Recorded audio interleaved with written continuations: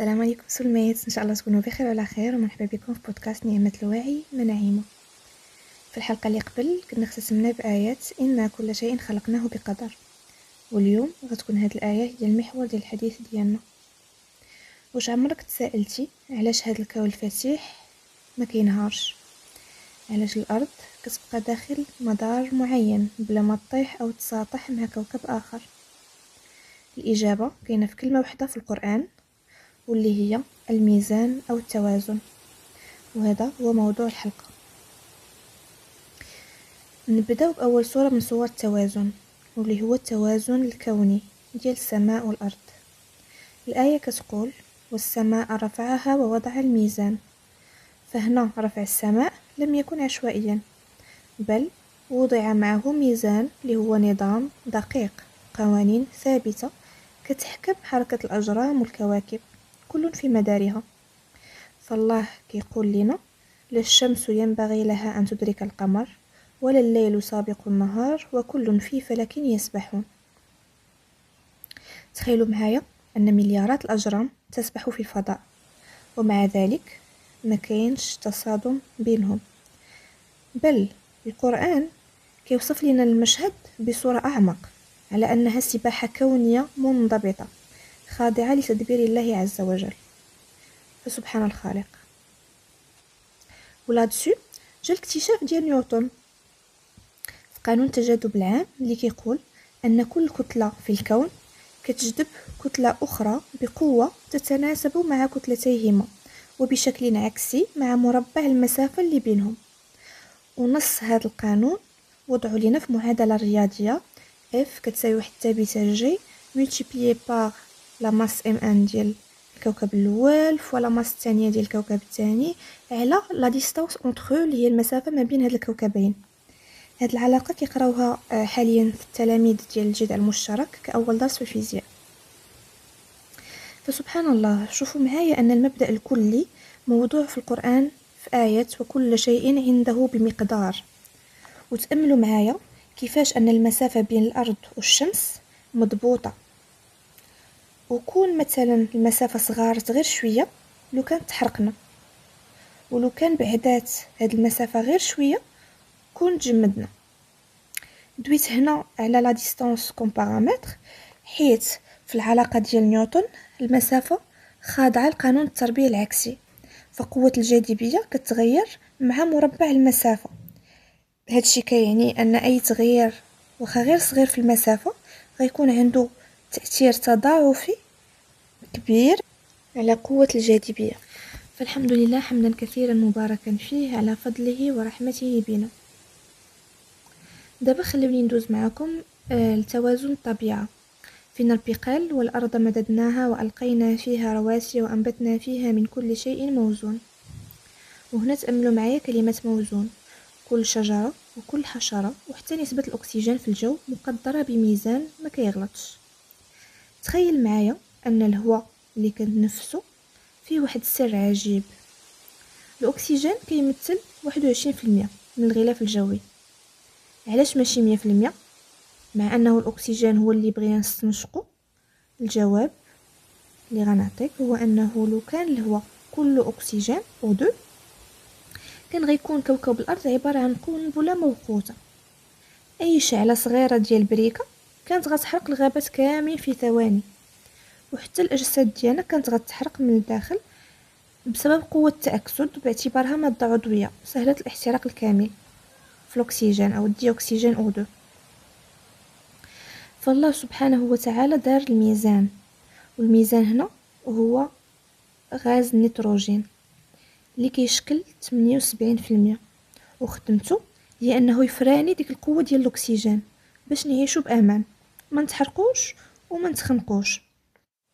فهنا اذا كانت فكره وحده نخرجوا بها فهي ان الزياده اخو النقصان، وان كل ما زاد عن حده انقلب الى ضده. وكما كان قال فولتير في وحده من الكتابات ديالو: لو ميو اي لينمي دو بيان، الافضل هو عدو الجيد. فما خصناش نطيحوا في الفخ ديال ان الاكثر يعني دائما الافضل. وحنا ديننا دين وسطيه واعتدال، وجعلناكم امه وسطا. والقرآن لخص لنا هذا القانون في آية ولا تسرفوا إنه لا يحب المسرفين، اللي تذكرات ما مرة ما زوج. الإسراف ماشي في الفلوس فقط، بل في الإخلال في ميزان القدر والمقدار بشكل عام في كل شيء. فمثلا في الماء إذا شربنا بزاف ممكن يوقع تسمم، وإذا ما شربناش غيولي جفاف. في الماكلة إذا كليتي بزاف وتخنتي غتقال وغتمرض، والغرض من الأكل في الأصل هو أنه يخدمني كوقود للحياة. بل حتى في المشاعر، فمثلا حتى الحب إلى زاد عن الحد ديالو كيولي كيخنق وكيولي تملك. أيضا في الحيثية ديال ظلم النفس بالذنوب، فين ربي قال قل يا عبادي الذين أسرفوا على أنفسهم لا تقنطوا من رحمة الله، سورة الزمر. أو ربنا اغفر لنا ذنوبنا وإسرافنا في أمرنا وثبت أقدامنا، اللي جات في سورة آل عمران. وكذلك نجزي من أسرف ولم يؤمن بآيات ربه، للذكرات في سورة طه. فالإسراف كاين في مجالات بزاف، وخاصنا نتوازنوا في هاد المجالات كاملين في حياتنا. فهنا خاصنا نراجعوا راسنا ونشوفوا ياك ما كاين شي نوع من الإسراف، حيت في جميع الآيات اللي في القرآن جاء الإسراف كصفة لشخصيات طاغية، بحال فرعون وإن فرعون لعال في الأرض وإنه لمن المسرفين. أو القوم لوط اللي ما كانش عندهم واحد الاتزان في العلاقة بين الرجل والمرأة، إنكم لتاتون الرجال شهوة من دون النساء بل أنتم قوم مسرفون. بما أن الإسراف فعل سلبي وربي ما كيبغيش فعنده عقاب، لهذا قال الله إن المسرفين هم أصحاب النار في الآية 43 من سورة غافر. وكذلك جعل أن الإسراف مانع للهداية، هداية الله، في الآية 28 من غافر إن الله لا يهدي من هو مسرف كذاب. وعلى العكس من هذا ربي فاش وصف العباد ديالو عباد الرحمن الذين يمشون على الأرض هونا في سورة الفرقان قال الذين إذا أنفقوا لم يسرفوا ولم يقتروا وكان بين ذلك قواما في الآية 67. ومن جهة أخرى قال كلوا من ثمره إذا أثمر وآتوا حقه يوم حصاده ولا تسرفوا إنه لا يحب المسرفين في سورة الأنعام الآية 141. فربي أمرنا بالإنفاق، ولكن خاص يكون اتزان باش ما يكون لا ضرر ولا ضرار. إذن من بعد هاد الاستدلالات كاملين اللي عطاهم لنا الخالق اللي هو الصانع، فاحنا نورمالمون فاش كناخدو اي اباري يكون معاه واحد الكتاب دليل المستخدم كنقراو قبل ما نستعملو داك التليفون ولا داك الجهاز بشكل عام. فكذلك احنا ربي هو اللي خلقنا، هو اللي عارف كيفاش خاصنا نعيشو حياتنا بطريقه مزيانه باش نربحو ان شاء الله في الدنيا والاخره. اذا من هذا الشيء ضروري من اننا ناخدو في حياتنا مبدا التوسط في كل شيء. وفي هذا الجزء غنركز على التوازن اللي كيهمنا بشكل مباشر، واللي هو توازننا البشري سواء مع راسنا او مع المجتمع والمحيط ديالنا. فنبداو على بركة الله في التوازن مع راسنا، ومن بعد غنشوفوا التوازن ديالنا مع المحيط في العلاقات. ربي كيقول الذي خلقك فسواك فعدلك. كلمة فعدلك كتدل على أن ربي خلقنا متوازنين كسوا جسديا أو نفسيا. جسديا ممكن ندويو عليه إلا دوينا على الميزان الكيميائي مثلا في ذواتنا، من حيث درجة حموضة الدم اللي كتكون pH ديالها كيساوي 7.4، أو درجة الحرارة اللي كتكون في الجسم ديالنا 37 كيف ما كان الجو خارجي، أو مثلا نسبة السكر في الدم وغير ذلك. يعني الطبيعي هو الاتزان، ولكن الاختلال اللي كنشوفه اليوم في العالم هو نتيجة لكسرنا لهذا الميزان الداخلي بسبب لو مود دو في، شنو كناكلو، كيفاش كنتحركوا في حياتنا. وهذا الشيء هو اللي كيسبب الامراض اللي وين كنشوفوا بزاف. وباي ذا واي هاد الامراض العضويه ما سببهاش غير هذا الشيء اللي مادي، انما حتى الجانب النفسي اللي ما كيبانش لينا. واللي حنا خاصنا نبحثوا عليه.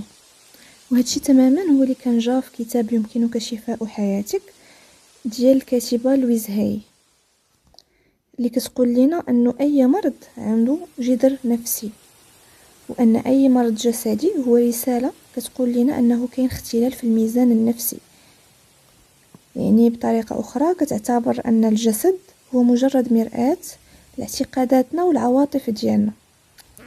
هادشي تماما هو اللي كيقول لنا هيلث، الى سبق لكم سمعتوا به، واللي كيتشابه مع الطب الجرماني الجديد جيرمان نيو ميديسين، اللي كان السبب ديال الانبثاق ديالو هو قضيه الطبيب الالماني هامر اللي تقلبت حياته من بعد ما مات ولده بالرصاص خطأ، ومن بعدها جاتو صدمه، ومن بعدها مباشره مرض هذا الطبيب بسرطان الخصيه. وهنا بدا كيتسائل علاش انا طبيب وكنعيش حياه صحيه ومع ذلك مرضت، يعني كان لو مود دو في ديالي مزيان، علاش يجيني سرطان؟ واش الموت ديال ولدي عنده علاقه بهذا الشيء؟ وهنا بدا كيبحث في الحالات ديال المرضى اللي كانوا دازوا عنده وكان عندهم سرطان، وهنا اكتشف ان كل واحد منهم كانت جاتو صدمه نفسيه مفاجئه قبل ما يمرض. فالقراءة ديالو لهذا الشيء خلاته يقول أن السبب في أي مرض هو سبب نفسي معنوي قبل ما يكون جسدي مادي. نعطيكم أمثلة أخرى باش تفهموني أكثر. فمثلا حسب هذه المدرسة ديال لويز هاي أو هامر، أمراض الهضم أو لا مثلا القولون العصبي ومشاكل الهضم عامة كيكون مخبي وراها عدم هضم المواقف والرغبة في التحكم في الأحداث المحيطة. مثلا طرا معك شي موقف معين وما تسرطاتش ليك فكتمرض بالمعده او البومزوي اللي كيتسمى بومزوي مثلا القولون العصبي. مثلا ناخذ مشاكل الحلق او الغده الدرقيه كتكون عندها علاقه مع عدم القدره على التعبير عن الذات، فديك الهضره كتبغي تقولها وكتخليها محبوسه عندك وانت ما راضيش على الوضع، فهكاك كتكونوا الامراض ديال الحلق او الغده الدرقيه. مثلا حسب تجارب ناس بزاف السبب في امراض الكبد هو الغضب الزائد، او لا امراض الكلى سببها هو الخوف الزائد، وبزاف الامثله. شخصيا سبحان الله هذا العلم خلاني نتامل في ايات وما ظلمناهم ولكن كانوا انفسهم يظلمون، وكيفاش اننا حنا السبب في اي حاجه كطرى لينا، وما اصابك من سيئه فمن نفسك. وها علاش خاصنا نراجعوا راسنا في كل صغيره وكبيره. بالنسبه لي صراحه واخا هامر كيقول ان الصدمه هي السبب، انا كنشوف انه طريقتنا في التعامل مع الصدمه او المواقف هي اللي كتحدد واش هذاك الموقف غيدير ليا صدمه او لا. حيت بالنسبه لي المواقف هي محايده، ولكن حنا اللي كنعطيوها معنى اللي بغينا على حسب نظرتنا للحياه، فكنشوفوها وكنتعاملوا معها بطريقه معينه. نزيد عليها ان اي حاجه كطرى لسبب ولحكمه ربي عارفها وخا تغيب علينا حنايا. ما بغيتش نفصل في هذه النقطه اكثر حيت الفيديو غيجي طويل. حتى تقولوا لي عافاكم شحال تبغيو تكون مده البودكاست، فعطيوني عافاكم الاقتراحات ديالكم، وقولوا لي حتى واش تبغيو ندويو على هذا الموضوع ديال المواقف وكيفاش نتعاملوا معهم.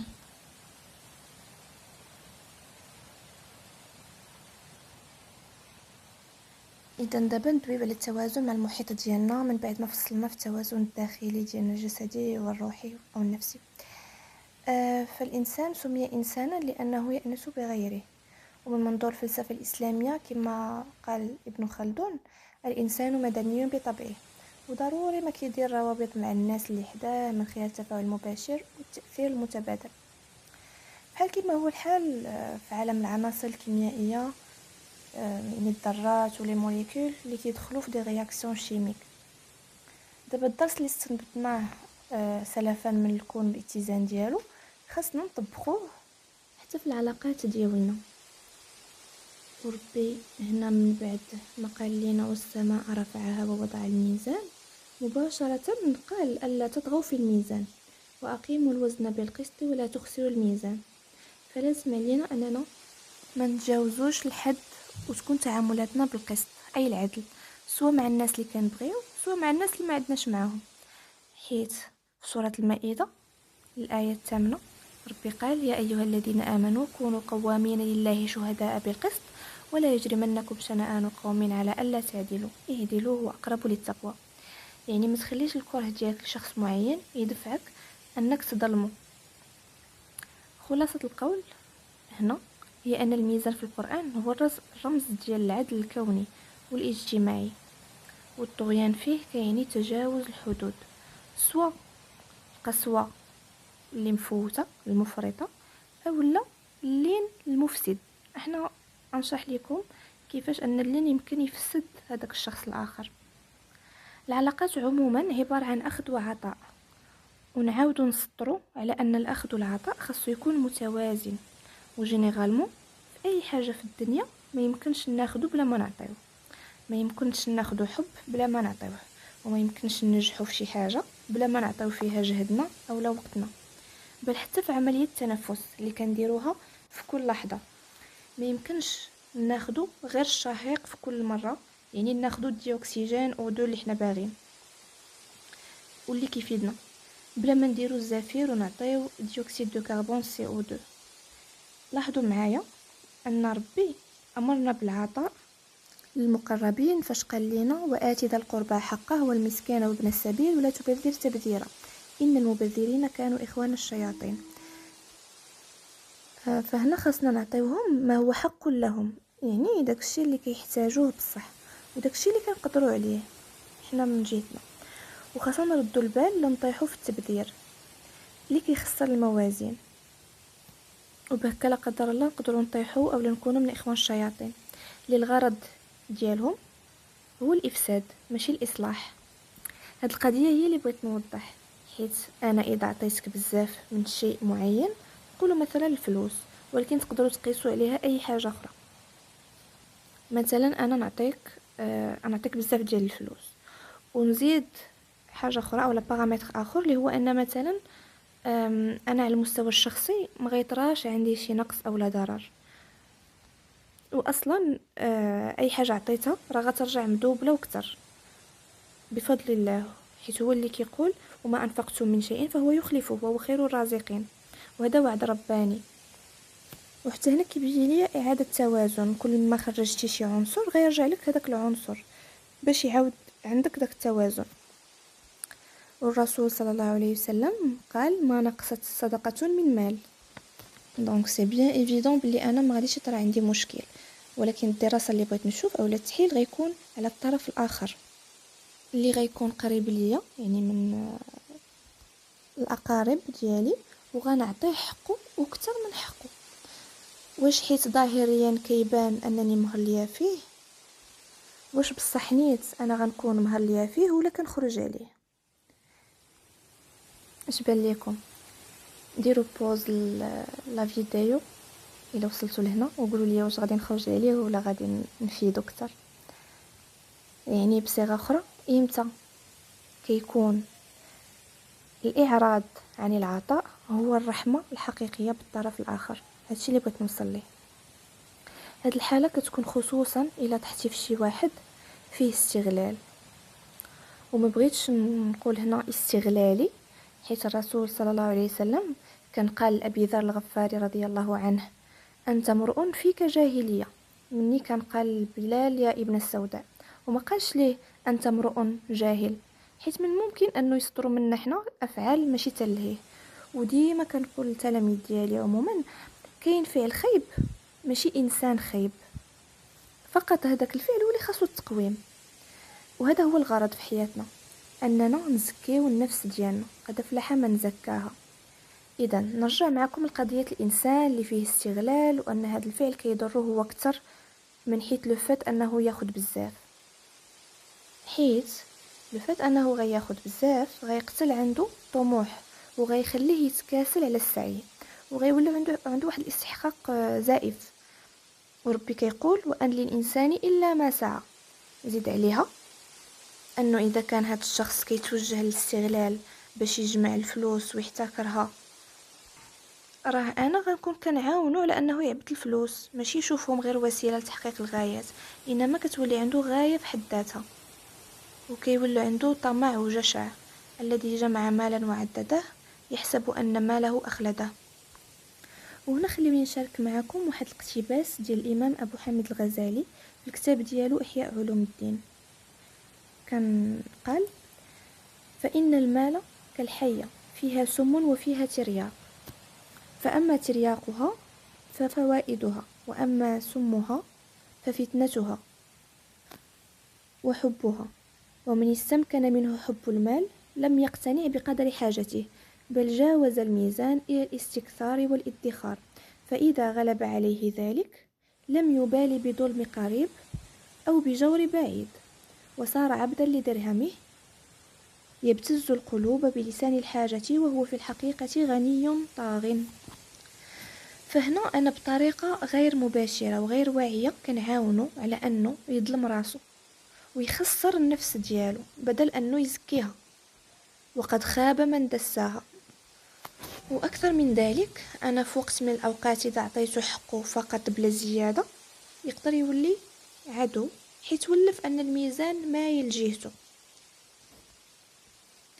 وهذا الشيء صراحة يقدر يخليه، وأكيد في الغالب ديال الأحوال صراحة كيديروا واحد كيتوجهوا هذا النوع ديال الأشخاص لواحد القضية اللي هي الابتزاز العاطفي، فكيضغط عليك سواء بشكل ظاهر أو مبطن. وهذا الشكل المستتر هو اللي كيكون دارج في بزاف ديال الحالات، يعني كيتلاعب بك نفسيا وكيلعب عليك دور الضحية، وانت ملي كيلعب لك هو دور الضحية انت كتلعب واحد الدور اللي ماشي ديالك، اللي هو ديال المنقذ، وانت راه غير كتلعبو، اما في الصراحه راه انت اللي كتكون ضحيه ديالو. كيكون اساسا اختارك انت بالضبط بالرادارات اللي عنده، حيت عندك زوج ديال الثغرات: فائض في التعاطف ونقص في الحدود الشخصيه. يعني مثلا ممكن انك تكون من النوع اللي ما كتقدرش تقول لا، او انك مثلا كتلوم راسك دغيا بلا ما تحط النقط على الحروف. يعني من الاخر كيتلاعب بك باش كيولي العطاء ديالك كرد فعل ماشي كفعل صادر عن وعي منك. هو كيستغل هاد القضيه وكيخدم عليها باش يغرقك في البحر ديال الذنب، باش يحسك بلي الحل الوحيد باش ضميرك يرتاح هو انك تعطيه. هذه هي سيكولوجيه المستغل، دوات عليه الكاتبه والطبيبه النفسيه سوزان فورورد في واحد من الكتب ديالها. كان التايتل ديالو هو ايموشنال بلاك ميل، ابتزاز العاطفي. وكانت قالت بما مفاده ان المبتزون عاطفيا كيعرفوا القدر ديال قيمتهم عندنا، وكيعرفوا نقاط الضعف ديالنا وحتى الاسرار ديالنا، وبغض النظر على شحال هما كيبغيونا فهما كيستعملوا هاد النولج المعرفه اللي عندهم باش تحقق المكاسب ديالهم. وقالت كذلك هاد الطبيبه انهم كيبغيو يحطوك في حاله جمعتها في كلمه واحده اللي هي فوق، الكلمه اللي كتجمع الحروف اف و جي، لابريفياسيون ديال 3 ديال الحوايج. اف fear اللي هو الخوف، يعني كيخوفوك من انهم يغضبوا عليك او لا تخسرهم، كيخليوك تخاف انك تخسرهم. الحرف الثاني اللي هو او l'obligation، كيحسوك باللي راه واجب عليك هذاك الشيء اللي كدير، يعني بحال كيشدوك من الواجب الاخلاقي اولا الصله اللي بينك وبينهم. والحرف الثالث هو جي اللي هو جلس اولا الذنب، هو اللي شرحت قبل، يعني كيحسوك بانك انسان مذنب اولا اناني. هادشي نفسه هو اللي كان شرحه حتى واحد دكتور اخر سيمون جورج سيمون في الكتاب ديالو ان شيبس كلوذين، اللي كيحلل فيه شخصيه المستغل المتلاعب. فكيقول لنا انه الغايه ديال المتلاعب هي ان الامور تمشي كيف ما بغاه هو، وياخذ هو الافضليه ويحافظ على الهيمنه ديالو. طبعا كيستعمل دي تكنيك بزاف اللي منهم playing the victim role، يعني كيلعب دور الضحيه اللي عدوينا عليه. فمثلا هاد السيد راه ماشي غيطلب منك الفلوس مباشره، لا، غيطلبها كتعويض على المعاناه ديالو. يعني هو غادي يتقمص دور ديال الضحيه، كيعاني وداكشي كامل، وعاد غيطالبك انت بالتعويض. سواء كنتي سبب ديك المعاناة او لا، هو غيعرف كيفاش ترسم ليها الطريق. واش فهمتوني؟